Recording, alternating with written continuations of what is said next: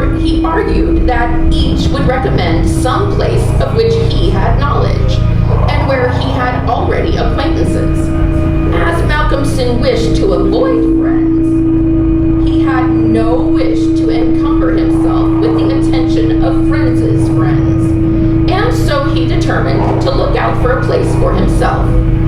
He packed a portmanteau with some clothes and all the books he required, and then took a ticket for the first name on the local timetable, which he did not know.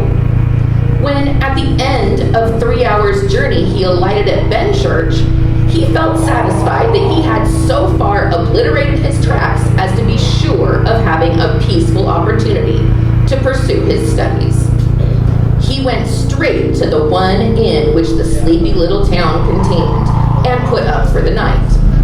Benchurch was a market town, and once in 3 weeks was crowded to excess, but for the remainder of the 21 days, it was as attractive as a desert. Malcolmson looked around for the day after his arrival to try to find quarters more isolated than even so quiet an inn as the Good Traveler afforded. There was only one place which took his fancy, and it certainly satisfied his wildest ideas regarding quiet. In fact, quiet was not the proper word to apply to it. Desolation was the only term conveying any suitable idea of its isolation. It was an old, rambling, heavy-built house of the Jacobean style, with heavy gables and windows, unusually small and set higher than was customary in such houses, and was surrounded with a high brick wall massively built. Indeed, on examination, it looked more like a fortified house than an ordinary dwelling. But all these things pleased Malcolmson. Here, he thought, is the very spot I have been looking for, and if I can get opportunity of using it, I shall be happy. His joy was increased when he realized beyond doubt that it was not at present inhabited. From the post office, he got the name of the agent, who was rarely surprised at the application to rent a part of the old house. Mr. Carnford, the local lawyer and agent, was a genial old gentleman, and frankly confessed his delight at anyone being willing to live in the house. To tell you the truth, he said, I should be only happy to, on behalf of the owners, to let anyone have the house rent-free for a term of years, if only to accustom the people here to see it inhabited. It has been so long empty that some kind of absurd prejudice has grown up about it, and this can best be put down by its occupation. If only, he added with a sly glance at Malcolmson, by a scholar like yourself who wants it quiet for a time. Malcolmson thought it needless to ask the agent about the absurd prejudice. He knew he would get more information, if he should require it, on that subject from other quarters. So he paid his 3 months' rent, got a receipt, and the name of an old woman who would probably undertake to do for him, and came away with the keys in his pocket. He then went to the landlady of the inn, who was as cheerful and most kindly a person as could be, and asked her advice as to such stores and provisions as he would be likely to require. She threw up her hands in amazement when he told her where he was going to settle himself.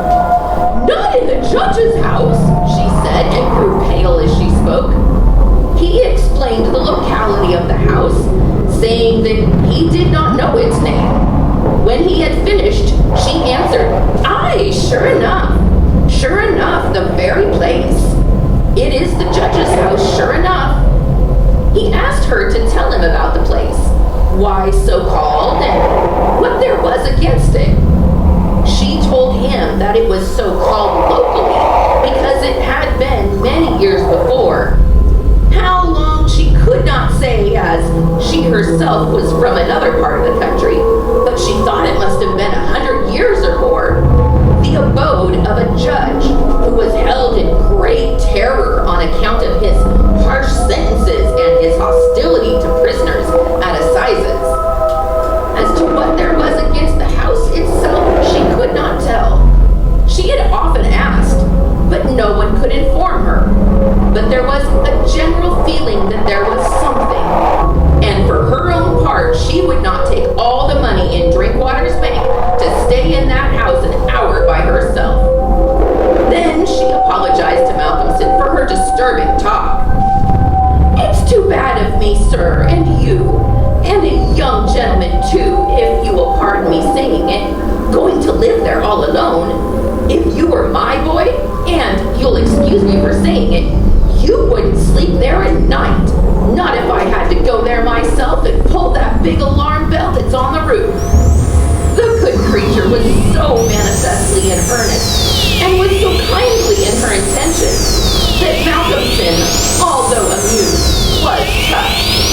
He told her kindly how much he appreciated her interest in him, and added, "But my dear Mrs. Witham, indeed you need not be concerned about me.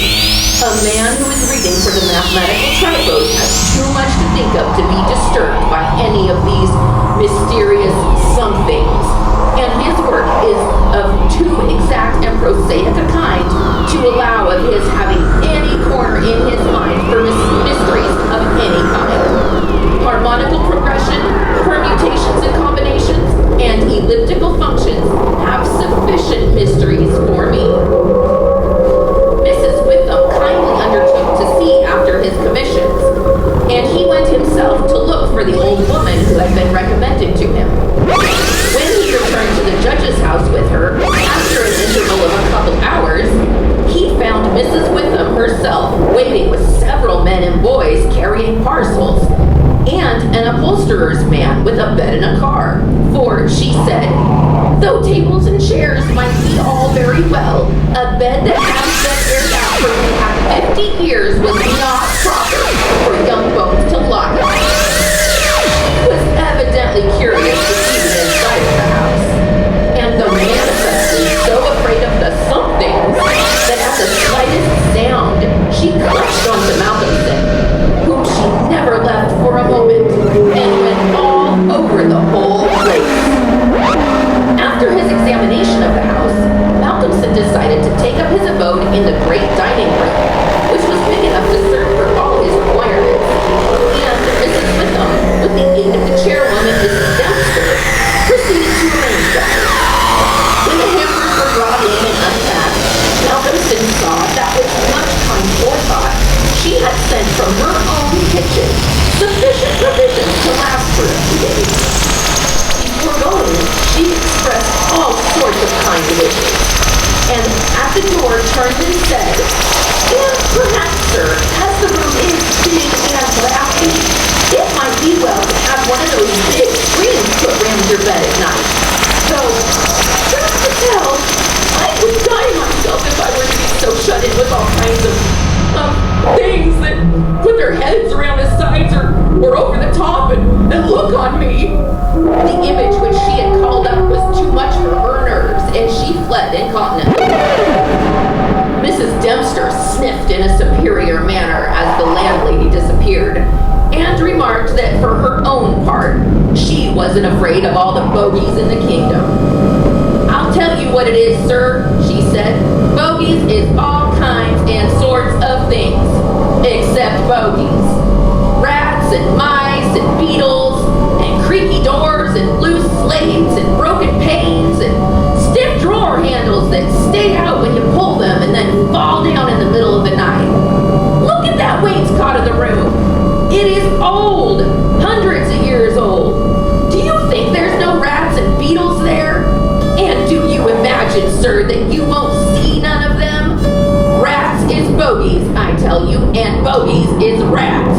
And don't you get to thinking anything else." "Mrs. Dempster," said Malcolmson gravely, making her a polite bow, "you know more than a senior wrangler. And let me say that, as a mark of esteem for your indubitable soundness of head and heart, I shall, when I go, give you possession of this house, and let you stay here by yourself for the last 2 months of my tenancy, for 4 weeks shall serve my purpose." "Thank you kindly, sir," she answered, but I couldn't sleep away from home at night. I am in greenhouse charity, and if I slept a night away from my rooms, I should lose all that I've got to live on. The rules is very strict, and there's too many watching for a vacancy for me to run any risks in the matter. Only for that, sir, I'd gladly come here and attend on you altogether during your stay. My good woman, said Malcolm hastily, I have come here on purpose to obtain solitude, and believe me that I am grateful to the late Greenhow for having so organized his admirable charity, whatever it is, that I am perforce denied the opportunity of suffering from such a form of temptation. St. Anthony himself could not be more rigid on the point. The old woman laughed harshly. You young gentlemen, she said, you don't fear for naught, and be like you'll get all the solitude you want here.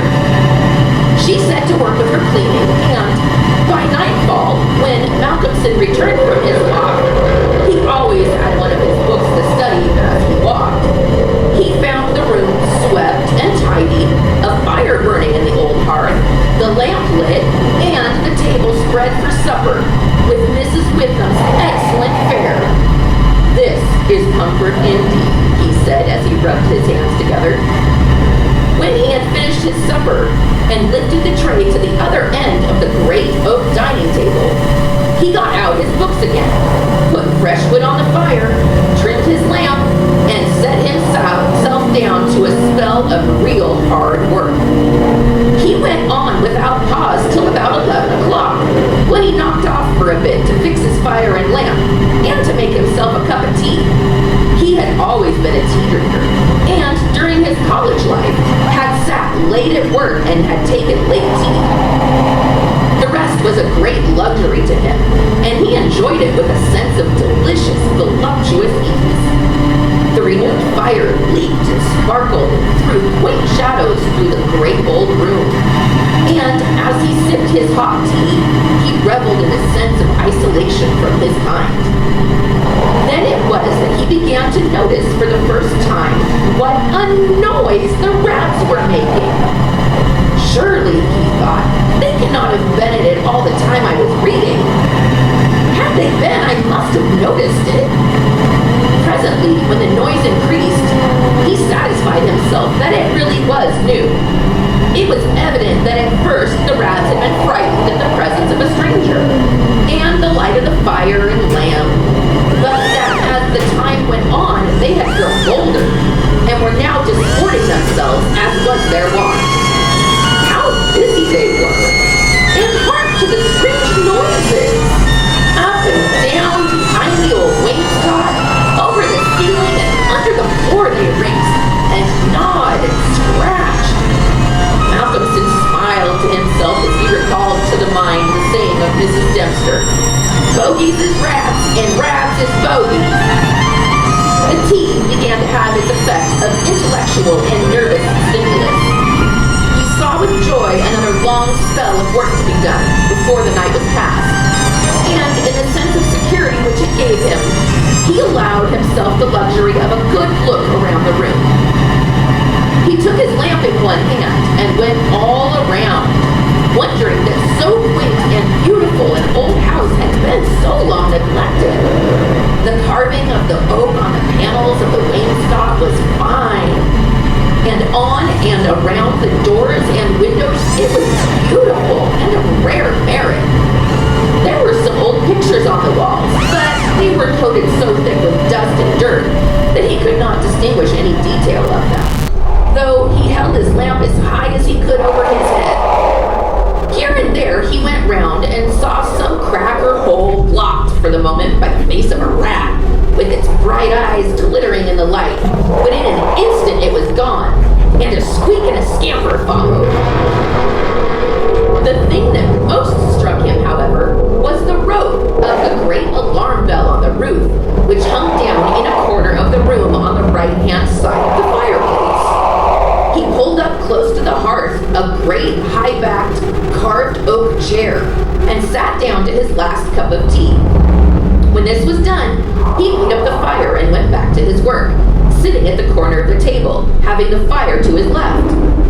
For For a little while, the rats disturbed him somewhat with their perpetual scampering, but he got accustomed to the noise as one does to the ticking of a clock or the roar of moving water, and he became so immersed in his work that everything in the world except the problem which he was trying to solve passed away from him. He suddenly looked up. His problem was still unsolved, and there was in the air that sense of the hour before the dawn, which is so dread to doubtful life. The noise of the rats had ceased. Indeed, it seemed to him that it must have ceased lately, and that it was the sudden cessation which had disturbed him. The fire had fallen low, but still it threw out a deep red glow. As he looked, he started in spite of his sang-froid. There, on the great high-backed carved oak chair by the right side of the fireplace, sat an enormous rat, steadily glaring at him with baleful eyes. He made a motion at it as though to hunt it away, but it did not stir. Then he made a motion of throwing something. Still, it did not stir, but showed its great white teeth angrily, and its cruel eyes shone in the lamplight with an added vindictiveness. Malcolmson felt amazed, and seizing the poker from the hearth, ran at it to kill it. Before, however, he could strike at it, the rat, with a squeak that sounded like a concentration of hate, jumped upon the floor and, running up the rope of the alarm bell, disappeared in the darkness beyond the range of the green-shaded lamp. Instantly, strange to say, the noisy scampering of the rats in the wainscot began again. By this time, Malcolmson's mind was quite off the problem, and as a shrill cockcrow outside told him of the approach of morning, he went to bed and to sleep. He slept so sound that he was not even waked by Mrs. Dempster coming to make up his room. It was only when she had tidied up the place and got his breakfast ready and tapped on the screen which closed in his bed that he woke. He was a little tired still after his night's hard work, but a strong cup of tea soon freshened him up, and taking his book, he went out for his morning walk, bringing with him a few sandwiches lest he should not care to return till dinner time. He found a quiet walk between high elms, some way outside the town, and here he spent the greater part of the day studying his Laplace. On his return, he looked in to see Mrs. Witham, and to thank her for her kindness. When she saw him coming through the diamond-paned bay window of her sanctum, she came out to meet him and asked him in. She looked at him searchingly and shook her head as she said, "You must not overdo it, sir. You are paler this morning than you should be. 2 late hours and 2 hard work on the brain isn't good for any man. But tell me, sir, how did you pass the night? Well, I hope." "But my heart, sir, I was glad when Mrs. Dempster told me this morning that you were all right and sleeping sound when she went in." "Oh, I was all right," he answered, smiling. "The somethings didn't worry me as yet. Only the rats. And they had a circus, I tell you, all over the place. There was one wicked-looking old devil that sat up on my own chair by the fire and wouldn't go till I took the poker to him. And then he ran up the rope of the alarm bell and got to somewhere in the wall or the ceiling. I couldn't see where, it was so dark." "Mercy on us," said Mrs. Witham, "an old devil, and sitting on a chair by the fireside. Take care, sir, take care. There's many a true word spoken in jest." "How do you mean? Upon my word, I don't understand." "An old devil? The old devil, perhaps. There, sir, you needn't laugh," for Malcolmson had broken into a hearty peal. "You young folks thinks it's easy to laugh at things that makes older ones shudder. Never mind, sir, never mind, please. You'll laugh all the time. It's what I wish you myself." And the good lady beamed all over in sympathy with his enjoyment, her fears gone.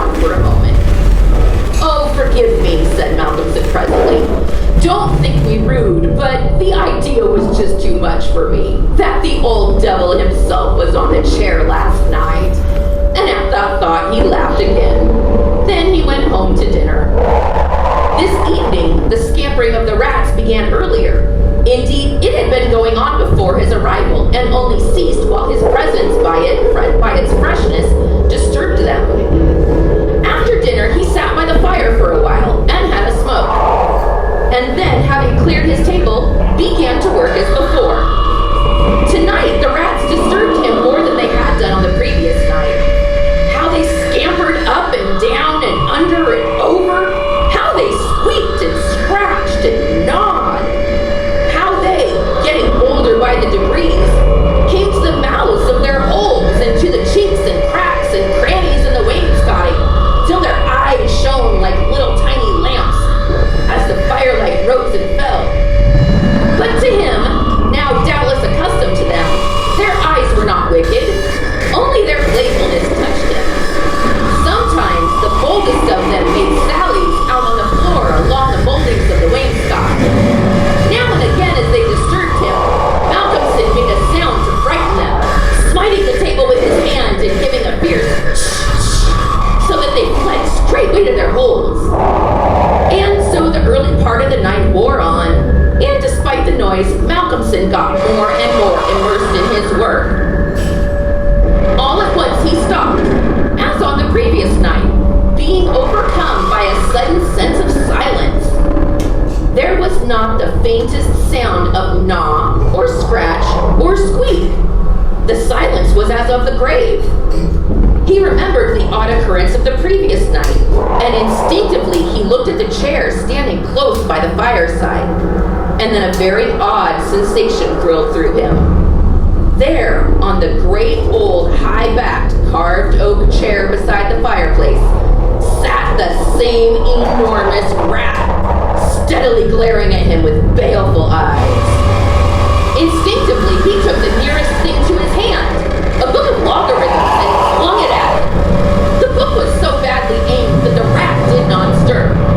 So again, the poker performance of the previous night was repeated. And again, the rat, being closely pursued, fled up the rope of the great alarm bell. Strangely, too, the departure of this rat was instantly followed by the renewal of the noise made by the general rat community.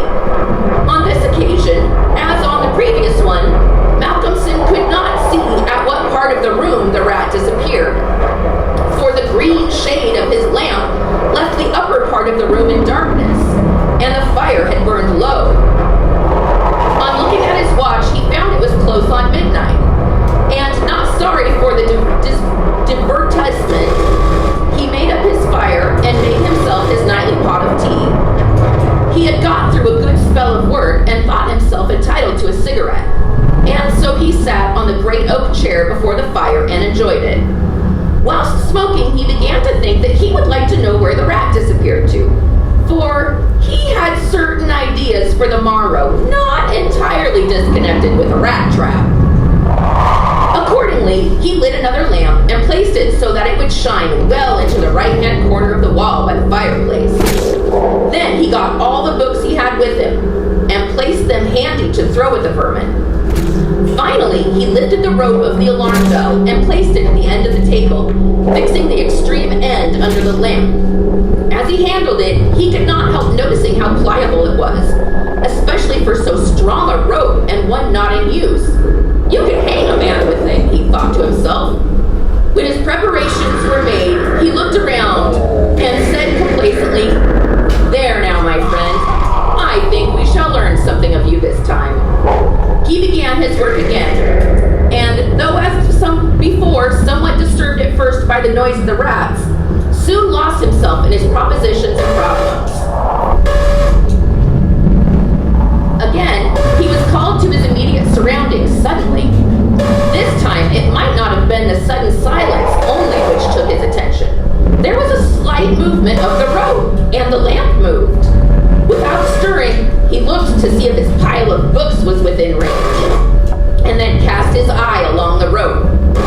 As he looked, he saw the great rat drop from the rope on the oak armchair and sit there glaring at it. He raised a book in his right hand and, taking careful aim, flung it at the rat.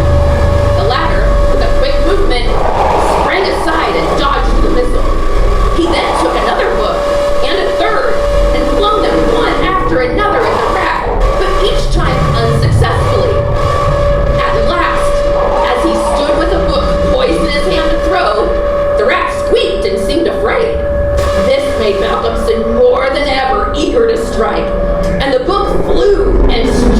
rat with a resounding blow.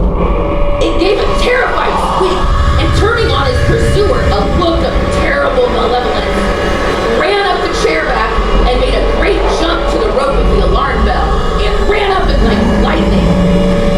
The lamp rocked under the sudden strain, but it was a heavy one and did not topple over.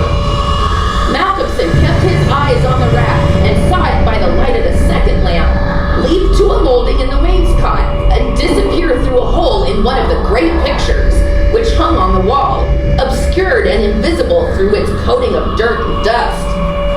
"I shall look up my friend's habitation in the morning," said the student as he went over to collect his books. "The third picture from the fireplace I shall not forget." He picked up the books one by one, commenting on them as he lifted them. Conic sections he does not mind, nor cycloidal oscillations, nor the Principia, nor quaternions, nor thermodynamics. Now for the book that fetched him. Malcolmson took it up and looked at it. As he did so, he started, and a sudden pallor overspread his face.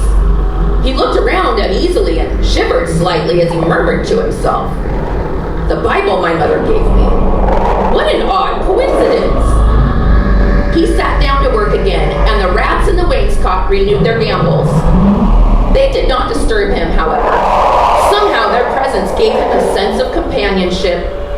But he could not attend to his work, and after striving to master the subject on which he was engaged, gave it up in despair, and went to bed as the first streak of dawn stole through the eastern window. He slept heavily but uneasily, and dreamed much. And when Mrs. Dempster woke him late in the morning, he seemed ill at ease, and for a few minutes did not seem to realize exactly where he was. His first request rather surprised the servant. "Mrs. Dempster, when I am out today, I wish you would get the steps and dust or wash those pictures, especially that one, the third from the fireplace. I want to see what they are." Late in the afternoon, Malcolmson worked at his books in the shaded walk, and the cheerfulness of the previous day came back to him as the day wore on, and he found that his reading was progressing well. He had worked out to a satisfactory conclusion all of the problems which had yet baffled him, and it was in a state of jubilation that he paid a visit to Mrs. Witham at the Good Traveler. He found a stranger in the Cosby sitting room with the landlady, who was introduced to him as Dr. Thornhill. She was not quite at ease, and this, combined with the doctor's plunging at once into a series of questions, made Malcolmson come to the conclusion that his presence was not an accident. So, without preliminary, he said, "Dr. Thornhill, I shall with pleasure answer you any question you may choose to ask me, if you will answer me one question first." The doctor seemed surprised, but he smiled and answered at once, "Done. What is it?" "Did Mrs. Witham ask you to come here and see me and advise me?" Dr. Thornhill for a moment was taken back, and Mrs. Witham got fiery red and turned away. But the doctor was a frank and ready man, and he answered at once and openly, "She did, but she didn't intend you to know it. I suppose it was my clumsy haste that made you suspect. She told me that she did not like the idea of your being in that house all of yourself, and that she thought you took too much strong tea. In fact, she wants me to advise you, if possible, to give up the tea and the very late hours. I was a keen student in my time, so I suppose I may take the liberty of a college man and, without offense, advise you not quite as a stranger." Malcolmson, with a bright smile, held out his hand. "Shake, as they say in America," he said. "I must thank you for your kindness, and Mrs. Witham, too. And your kindness deserves a return on my part. I promise to take no more strong tea. No tea at all, till you let me. And I shall go to bed tonight at 1 o'clock at the latest. Will that do?" "Capital," said the doctor. "Now, tell us all that you noticed in the old house." And so Malcolmson then and there told in minute detail all that had happened in the last 2 nights. He was interrupted every now and then by some exclamation from Mrs. Witham, till finally, when he told of the episode of the Bible, the landlady's pent-up emotions found vent in a shriek, and it was not till a stiff glass of brandy and water had been administered that she grew composed again. Dr. Thornhill listened with a face of growing gravity, and when the narrative was complete and Mrs. Witham had been restored, he asked, "The rat went up the rope of the alarm bell, always?" "Always." "I suppose you know," said the doctor after a pause, "what that rope is?" "No." "It is," said the doctor slowly, "the very rope which the hangman used for all the victims of the judge's judicial rancor." Here he was interrupted by another scream from Mrs. Witham, and steps had to be taken for her recovery. Malcolmson, having looked at his watch and found that it was close to his dinner hour, had gone home before her complete recovery. When Mrs. Witham was herself again, she almost assailed the doctor with angry questions as to what he meant by putting such horrible ideas into the poor young man's mind. "He has quite enough there already to upset him," she added. Dr. Thornhill replied, "My dear madam, I had a distinct purpose in it. I wanted to draw his attention to the bell rope and to fix it there. It may be that he is in a nightly overwrought state and has been studying too much, although I'm bound to say that he seems as sound and healthy a young man mentally and bodily as I ever saw. But then the rats, and that suggestion of the devil." The doctor shook his head and went on, "I would have offered to go and stay that first night with him, but I felt sure it would have been a cause of offense. He may get in the night some strange fright or hallucination, and if he does, I want him to pull that rope. All alone as he is, it will give us warning, and we may reach him in time to be of service. I shall be sitting up pretty late tonight, and shall keep my ears open. Do not be alarmed if Benchurch gets a surprise before morning." "Oh, doctor, what do you mean?" "What do you mean?" "I mean this, that possibly, nay, more probably, we shall hear the great alarm bell from the judge's house tonight." And the doctor made about as effective an exit as could be thought of. When Malcolmson arrived home, he found that it was a little after his usual time, and Mrs. Dempster had gone away. The rules of greenhouse charity were not to be neglected. He was glad to see the place was bright and tidy, with a cheerful fire and a well-trimmed lamp. The evening was colder than might have been expected in April, and a heavy wind was blowing with such rapidly increasing strength that there was every promise of a storm during the night. For a few minutes after his entrance, the noise of the rats ceased, but so soon as they became accustomed to his presence, they began again. He was glad to hear them, for he felt once more the feeling of companionship in their noise, and his mind ran back to the strange fact that they only ceased to manifest themselves when that other, the great rat with the baleful eyes, came upon the scene. The reading lamp only was lit, and its green shade kept the ceiling and the upper part of the room in darkness, so that the cheerful light from the hearth spreading over the floor and shining on the white cloth laid over the end of the table was warm and cheery. Malcolmson sat down to his dinner with a good appetite and a buoyant spirit. After his dinner and a cigarette, he sat steadily down to work, determined not to let anything disturb him, for he remembered his promise to the doctor, and made up his mind to make the best of the time at his disposal. For an hour or so he worked all right, and then his thoughts began to wander from his books. The actual circumstances around him, the calls on his physical attention, and his nervous susceptibility were not to be denied.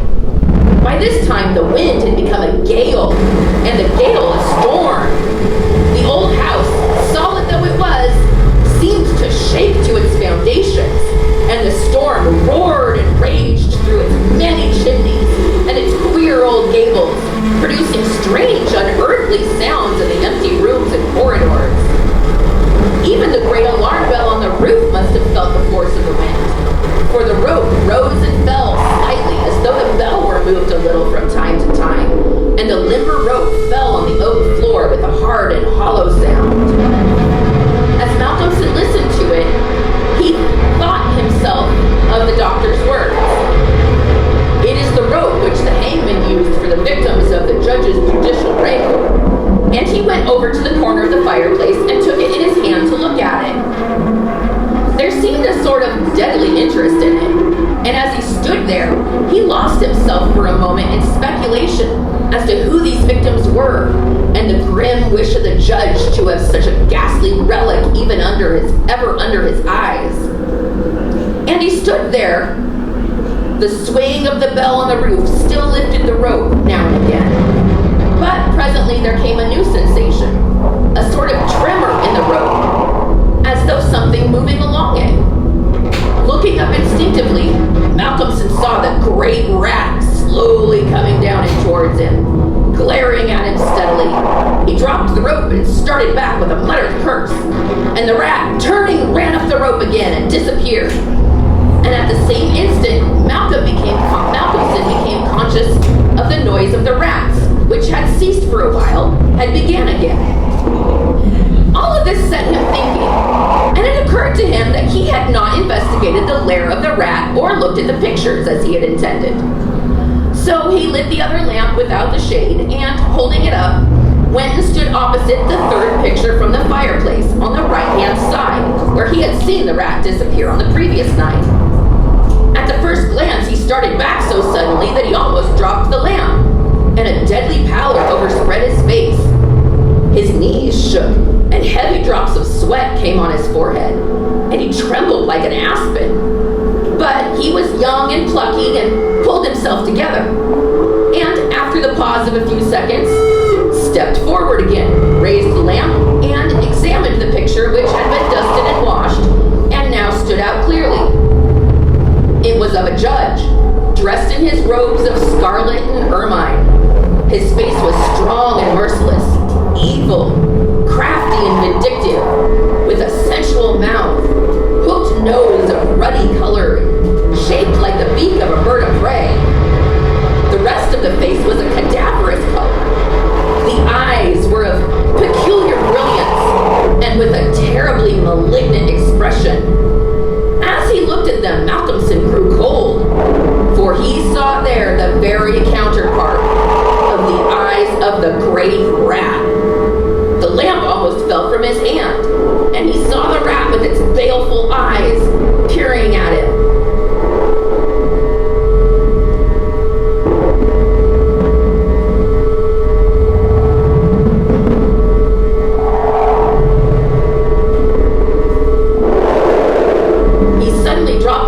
Started back with a muttered curse, and the rat, turning, ran up the rope again and disappeared.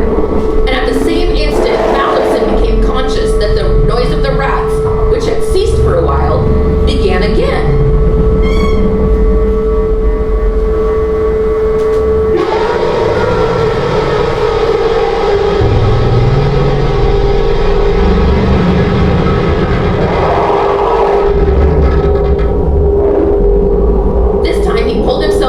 And went on with the examination of the picture.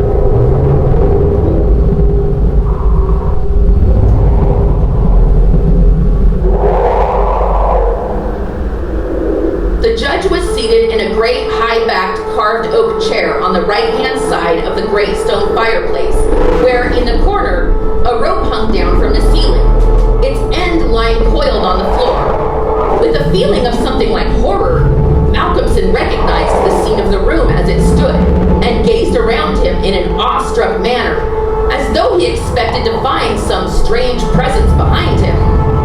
Then he looked over to the corner of the fireplace, and with a loud cry, he let the lamp fall from his hand. There, in the judge's armchair, with the rope hanging behind, sat the rat with the judge's baleful eyes, now intensified and with a fiendish leer.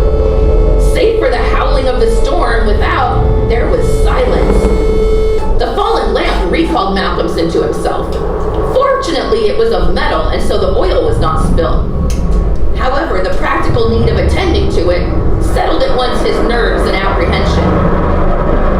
When he had turned it out, he wiped his brow and thought for a moment. "This will not do," he said to himself. "If I go on like this, I shall become a crazy fool. This must stop. I promised the doctor I would not take tea. Faith, he was pretty right. My nerves must have been getting into a queer state. Funny I did not notice it. I never felt better in my life. However, it is all right now, and I shall not be such a fool again." Then he mixed himself a good stiff glass of brandy and water, and resolutely sat down to his work. It was nearly an hour when he looked up from his book, disturbed by the sudden stillness. Without, the wind howled and roared louder than ever, and the rain drove in sheets against the windows, beating like hail on the glass. But within, there was no sound whatever save the echo of the wind as it roared in the great chimney. And now and then a hiss as a few raindrops found their way down the chimney in a lull of the storm. The fire had fallen low and had ceased to flame, though it threw out a red glow. Malcolmson listened attentively, and presently heard a thin, squeaking noise, very faint. It came from the corner of the room where the rope hung down, and he thought it was the creaking of the rope on the floor as the swaying of the bell raised and lowered it. Looking up, however, he saw in the dim light the great rat clinging to the rope and gnawing on it. The rope was already gnawed through. He could see the lighter color of the strands where they were laid bare.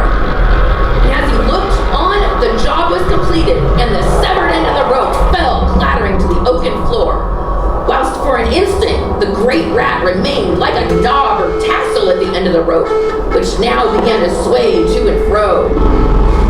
Malcolmson felt for a moment another pang of terror, as he thought now the possibility of calling the outer world to his assistance was cut off.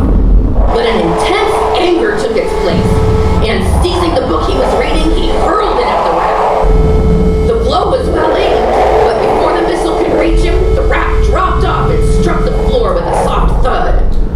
Malcolmson instantly rushed over towards him, but it darted away and disappeared into the darkness of the shadows of the room. Malcolmson felt that his work was over for the night, and determined then and there to vary the monotony of the proceedings by a hunt for the rat, and took off the green shade of the lamp so as to ensure a wider spreading light. As he did so, the gloom of the upper part of the room was relieved, and in the new flood of light, great by comparison with the previous darkness, the pictures on the wall stood out boldly. From where he stood, Malcolmson saw right opposite to him the third picture on the wall from the right of the fireplace. He rubbed his eyes in surprise, and then a great fear began to come upon him. In the center of the picture was a great irregular patch of brown canvas, as fresh as when it was stretched on the frame. The background was as before, with chair and chimney corner and robe, but the figure of the judge had disappeared. Malcolmson, almost in a chill of horror, turned slowly around, and then began to shake and tremble like a man in a palsy. His strength seemed to have left him, and he was incapable of action or movement, hardly even of thought. He could only see and hear. There, on the great high-backed carved oak chair, sat the judge, in his robes of scarlet and ermine, with his baleful eyes glaring vindictively, and a smile of triumph on the resolute, cruel mouth, as he lifted with his hands a black cap. Malcolmson felt as if the blood was running from his heart, as one does in moments of prolonged suspense. There was a singing in his ears. Without, he could hear the roar and howl of the tempest, and through it, swept on the storm, came the striking of midnight by the great chimes in the marketplace. He stood for a time that seemed to him endless, still as a statue, and with wide open, horror-struck eyes, breathless. As the clock struck, so the smile of triumph on the judge's face intensified, and at the last stroke of midnight, he placed the black cap on his head. Slowly and deliberately, the judge rose from his chair and picked up the piece of rope of the great alarm bell which lay on the floor, drew it through deliberately began to knot one end of it, fashioning it into a noose. This he tightened and tested with his foot, pulling hard at it till he was satisfied, and then making a running noose of it, which he held in his hand. Then he began to move along the table on the opposite side to Malcolmson, keeping his eyes on him until he had passed him, when with a quick movement he stood in front of the door. Malcolmson then began to feel that he was trapped and tried to think of what he should do. There was some fascination in the judge's eyes which he never took off him, and he had, perforce, to look. He saw the judge approach, still keeping between him and the door, and raise the noose and throw it towards him as if to entangle him. With a great effort, he made a quick movement to one side and saw the rope fall beside him and heard it strike the oaken floor. Again, the judge raised the noose and tried to ensnare him, ever keeping his baleful eyes fixed on him. And each time, by a mighty effort, the student just managed to evade it. So this went on for many times, as a cat does with a mouse. At last, in despair, which had reached its climax, Malcolmson cast a quick glance around him. The lamp seemed to have blazed up, and there was a fairly good light in the room. At the many rat holes and in the chinks and crannies of the wainscot, he saw the rats' eyes. And this aspect, that was purely physical, gave him a gleam of comfort. He looked around and saw that the rope of the great alarm bell was laden with rats. Every inch of it was covered with them, and more were pouring through the small circular hole in the ceiling whence it emerged, so that with their weight, the bell was beginning to sway. Hark! It had swayed till a clapper had touched the bell. The sound was but a tiny one, but the bell was only beginning to sway, and it would increase. At the sound, the judge, who had been keeping his eyes fixed on Malcolmson, looked up, and a scowl of diabolical anger overspread his face. His eyes fairly glowed like hot coals, and he stamped his foot with a sound that seemed to make the house shake. A dreadful peal of thunder broke overhead as he raised the rope again, whilst the rats kept running up and down the rope as though working against time. This time, instead of throwing it, he drew close to his victim and held open the noose as he approached. As he came closer, there seemed something paralyzing in his very presence, and Malcolmson stood rigid as a corpse. He felt the judge's icy fingers touch his throat as he adjusted the rope. The noose tightened. Then the judge, taking the rigid form of the student in his arms, carried him over and placed him standing in the oak chair, and, stepping up beside him, put his hand up and caught the end of the swaying rope of the alarm bell. As he raised his hand, the rats fled squeaking and disappeared through the hole in the ceiling. Taking the end of the noose, which was round Malcolmson's neck, he tied it to the hanging bell rope, and then descending, pulled away the chair. When the alarm bell of the judge's house began to sound, a crowd soon assembled. Lights and torches of various kinds appeared, and soon a silent crowd was hurrying to the spot. They knocked loudly at the door, but there was no reply. Then they burst in the door and poured into the great dining room, the doctor at the head. There, at the end of the rope of the great alarm bell, hung the body of the student, and on the face of the judge in the picture was a malignant smile.